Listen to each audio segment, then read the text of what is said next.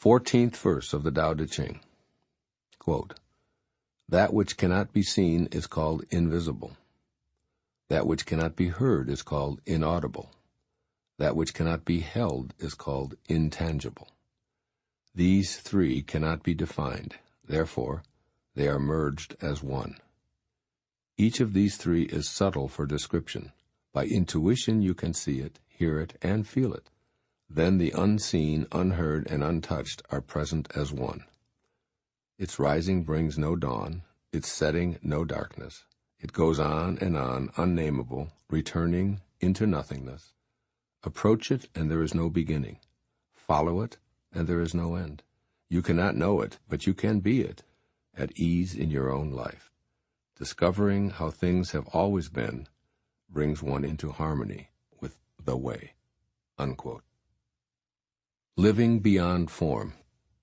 Try to imagine the idea of forever, that which has never changed, that which has no beginning or end. It cannot be seen, heard, or touched, but you know it is and always has been. Think of that which even now, in this very moment, as you hear these words, is the very understanding that's within you, that essence that permeates you and everything else, yet always eludes your grasp. This primordial principle has ruled and still rules all beings. All that is or ever has been is a result of its unfolding. Lao Tzu insists that you become aware of this amorphous precept by not relying upon your senses to experience this oneness. In the opening of this verse, you're urged to see without eyes, hear without ears, and hold without touching. These three ways of living beyond form need to be a part of your awareness. These shapeless realms merge into the one world of spirit, the Tao, which creates and rules all of life. You're being encouraged to live with a total awareness of this all-encompassing principle. Some scholars have singled out this 14th verse of the Tao Te Ching as the most significant of all of its 81 offerings because it stresses the significance of the single principle that's the underpinning of all existence. Tapping into this invisible, untouchable, immeasurable force will enable you to gain the harmony that comes with being connected to the oneness, and harmony is your ultimate objective in deciding to live an inspired life. You want to learn to abandon your ego, which identifies with the world of things, possessions, and achievements, and re-enter the placeless place from which you and all others originated. By doing so, you regain the mystical, almost magical powers of your eternal source of being. Here you live beyond the world of form. When you live exclusively in form, you concentrate on accumulating in formation. This 14th verse of the Tao calls for you to immerse yourself in inspiration rather than information, to become at one with that which always has been. And as this verse of the Tao concludes so insightfully, discovering how things have always been brings one into harmony with the way. The way has no conflict in it. How could it? There's only the oneness that is a blend of the invisible, inaudible, and intangible. Imagine a world where conflict is impossible, where Lao Tzu says there's no darkness or light. The nameless source that always has been gives only the peace and harmony you desire. So recognize this infinite oneness and keep it in your awareness. You'll know that the way is simply the way when you stop questioning why things have always been the way they have.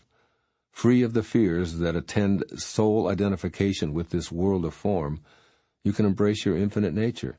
That is, you can love your foreverness rather than dread that life ends with the death of your body.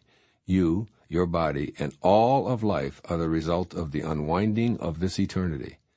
Here's what Lao Tzu is relating in this 14th verse of the Tao Te Ching from his 2,500-year-old perspective. First, use the technique of walking meditation to obtain knowledge of the Absolute. Stay in a persistent state of awareness of the eternal principle that animates all of life. By seeing the unfolding of God in everyone you encounter and in all of your identification with your ego-based world, you'll come to be more like Him and less like that which has tarnished your link to Him. This is the alignment that will bring you back into balance and restore the harmony that is your true egoless nature. And 2, improve your vision by looking beyond what your eyes see. Whatever you gaze upon, ask yourself, what is the true essence of what my eyes reveal to me? Wonder about that magical something that awakens a tree in the springtime and places blossoms where frozen limbs existed only a few weeks before. Inquire, What is the energy behind the creation of that mosquito, or behind my every thought, for that matter? Do the same thing with everything you hear as well. Those sounds emerge from and return to a silent world. Improve your hearing by listening for the quiet sounds. Awe and gratitude will grow when you embrace this forever principle. But even greater than this, you'll awaken to new possibilities that include your own divine magnificence. Your mind will free itself from a false identification with the transitory world, and you'll see the eternal in all things.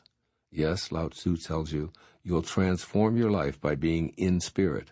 It is here that you will recognize what Rumi poetically offered some 1,500 years after Lao Tzu's powerful words. Quote, "Every tree and plant in the meadow seemed to be dancing, those which average eyes would see as fixed and still." Unquote. I urge you to see the dance of how things have always been in the unseen, the unheard, and the untouched present. Do the Tao now. Take note of as much invisibleness as you can when gazing at a tree, a distant star, a mountain, a cloud, or anything else in the natural world. Embrace the principle that allows it to be, and then turn it inward and do the same for your own physical existence.